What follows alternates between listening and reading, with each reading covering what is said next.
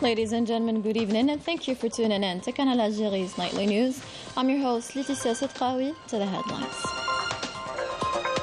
The President of the Republic, Abdelmajid Tebboune, extends condolences to his South African counterpart, Cyril Ramaphosa, following a fire in Johannesburg where more than 70 people died and dozens were injured.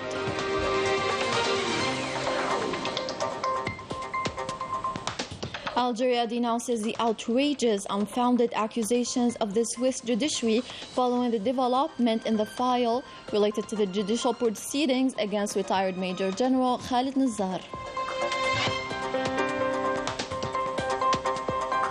Intense diplomatic activity to inform the international community of the importance of the initiative of the President of the Republic for a political, peaceful solution to the crisis in Niger.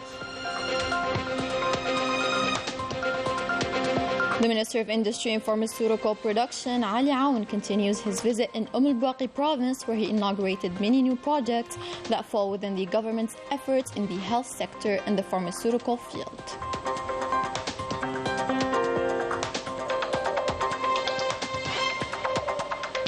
And as usual, we discover at the end of the bulletin the many touristic gems of our country. This time we head to Tlemcen's lurid waterfalls that attract many visitors.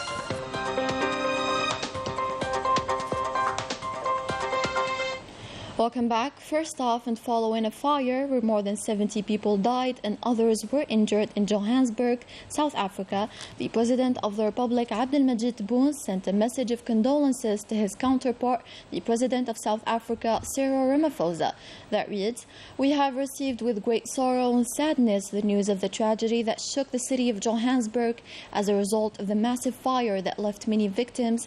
And in the face of this painful tragedy that befell the friendly South African people, I extend on behalf of the Algerian people and their government and on my behalf sincere expressions of condolences and deep sympathy to Your Excellency as well as the families of the victims, wishing a speedy recovery to the injured and renewing to you our sincere solidarity in these painful circumstances as I reiterate to you our sincere condolences. Your Excellency, Mr. President, and my dear brother, please accept the assurance of my highest appreciation and respect." More than 70 people died while dozens were injured in a 5-story blaze in Johannesburg, South Africa. A spokesman for the emergency services warned of the possibility of a rise of the number of victims of this fire, which the South African president described as a great tragedy, while the causes of the fire remain unknown.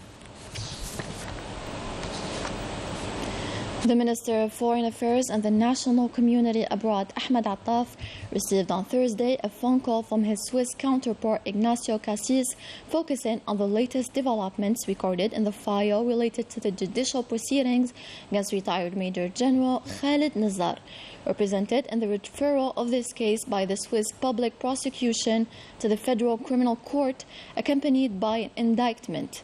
In this regard, and in response to the statements of his Swiss counterpart in which he expressed the Swiss government's position on this issue, Minister Ahmed Attaf emphasized first on 3 facts. First of all, the independence of the judiciary does not justify irresponsibility, that no judicial system can give itself the absolute right to judge the policies of an independent and sovereign state.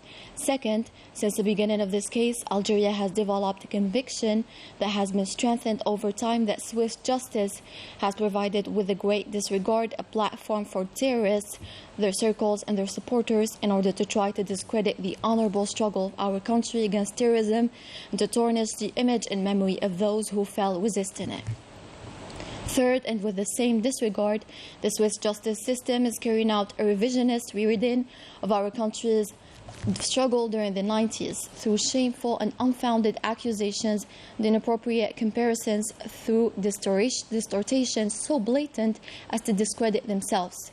As for the content, the head of Algerian diplomacy stressed that the international community in its entirety recognizes the heroic struggle waged by Algeria alone against terrorism during the 90s, and that the role of our country and its experience in this field has widely been supported and praised both regionally and internationally.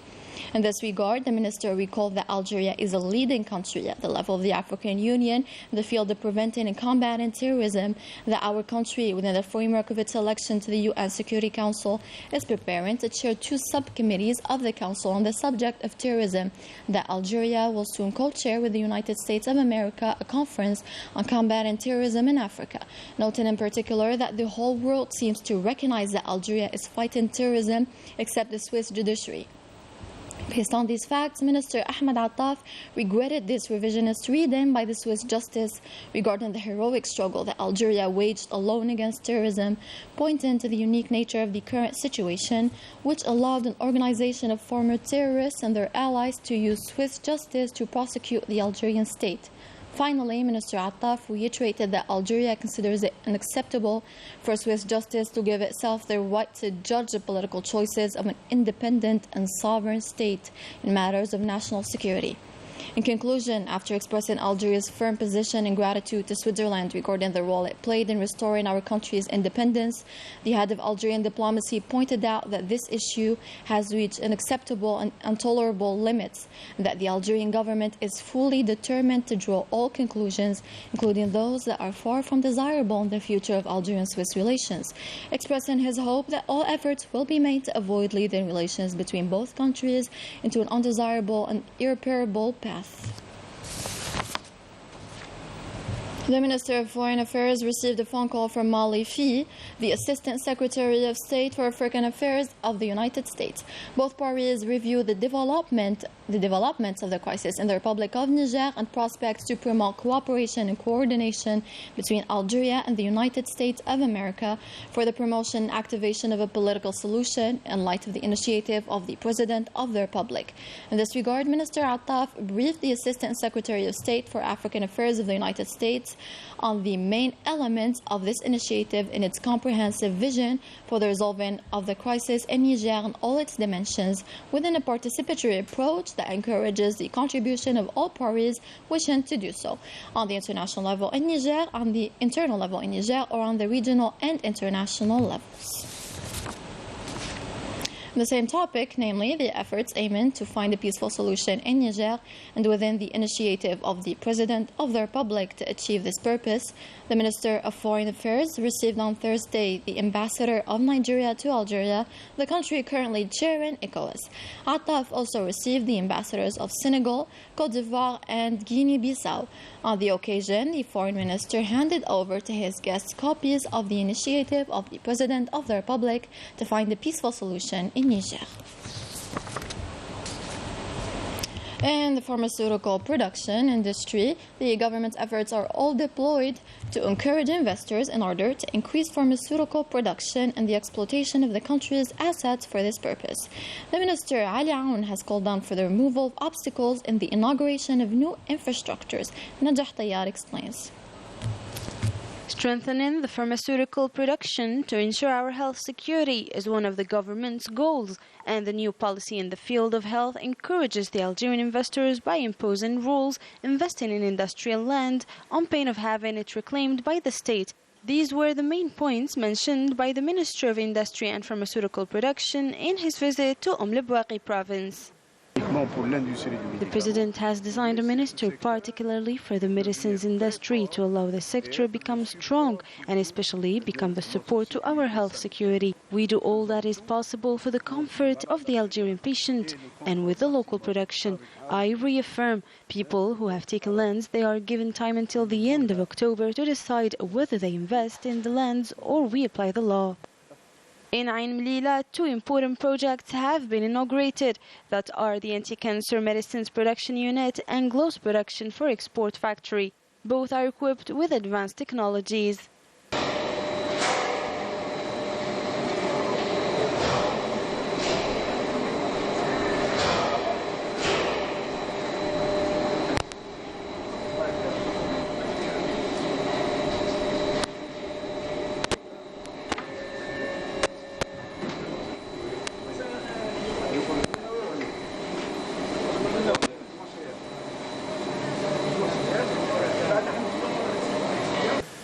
And And since export represents a strong element in our national economy plan, the Minister of Industry and Pharmaceutical Production attended an Algerian-Mauritanian partnership signature of $5 million and the launch of the first cargo to Mauritania. Concerning the strategic partnership with Mauritania, we have started it by signing a $5 million contract. It is promotion for our products in the Central Mauritanian Pharmacy. The IMGSA group products are registered in Mauritania, and we hope to get this registration certificates next week. This partnership would even encourage more partners to trust the Algerian production in this industry. This partnership between these two countries in the medicines industry has started today by sending a large container of surgical tools, and on the next step, medicines produced by Algeria will be exported to Mauritania. In the industrial zones of Bouakhi province, other factories are in the construction phase, and to facilitate the task to the investors, the Minister of Industry and Pharmaceutical Production insisted on the necessity of connecting these projects to the various networks, in particular the internet via the optical fiber network. He also called on investors to wait patiently for all the obstacles that hinder the realization of their projects to be removed. In cooperation, the Minister of War Veterans and Rights Holders, Laider Biga, received on Thursday Li Than Do, the chairman of the People's Committee of the Vietnamese city of Dien Bien Phu. The meeting was an opportunity to emphasize the level of close historical relations between the two friendly countries. On the occasion, the Vietnamese delegation visited some of the ministry structures, such as the Archive Center and the Computer Center, to learn more about the digital handling of the sector's files.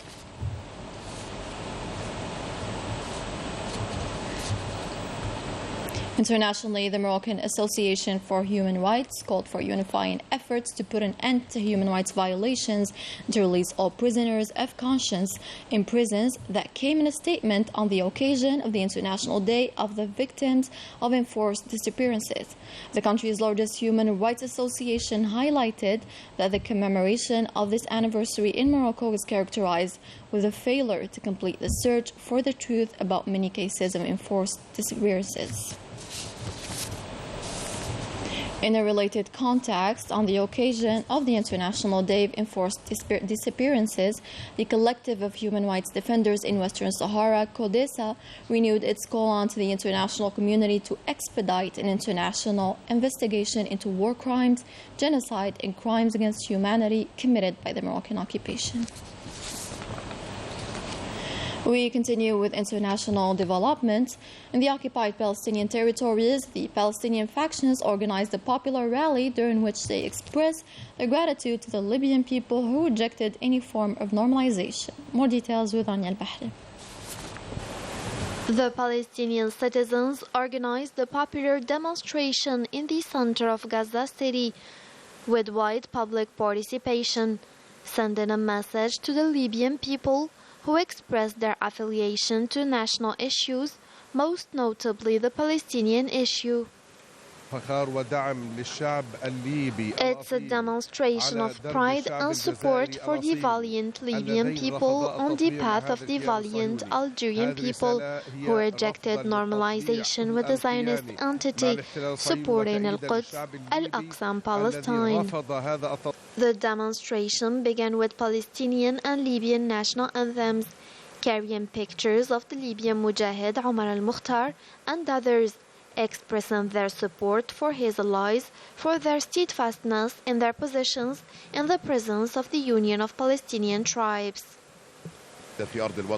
On behalf of the Palestinian tribes, we say to the Libyan brothers, thank you for what happened, thank you for this Arab solidarity. The Palestinian factions also appreciated the Libyan position, stressing that it represented a blow to the occupation and its racist government, and expressed the position of all valiant Arab peoples.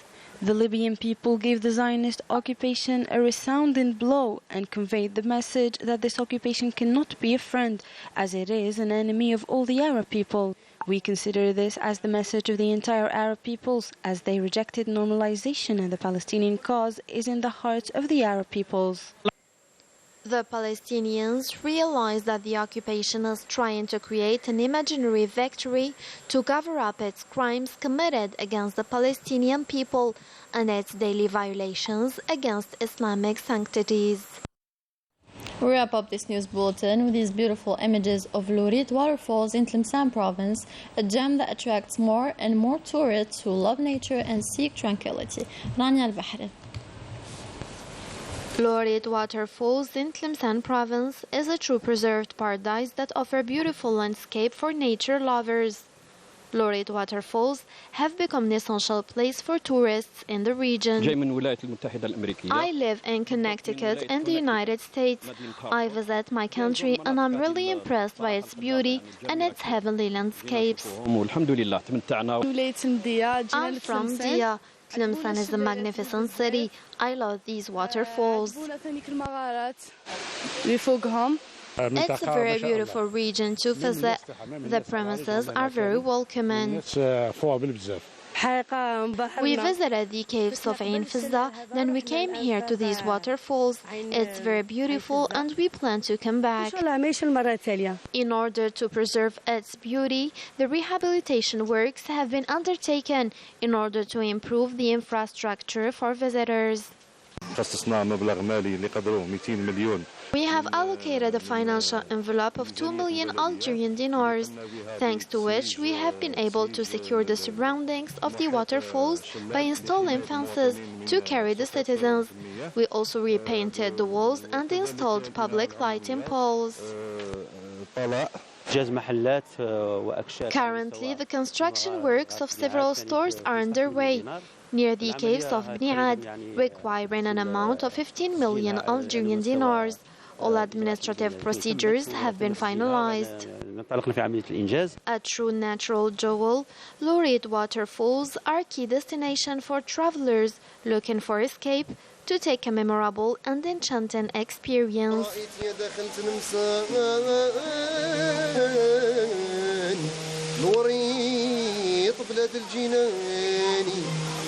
With the beautiful nature of Algeria, we end tonight's bulletin. Thank you so much for watching. Good night.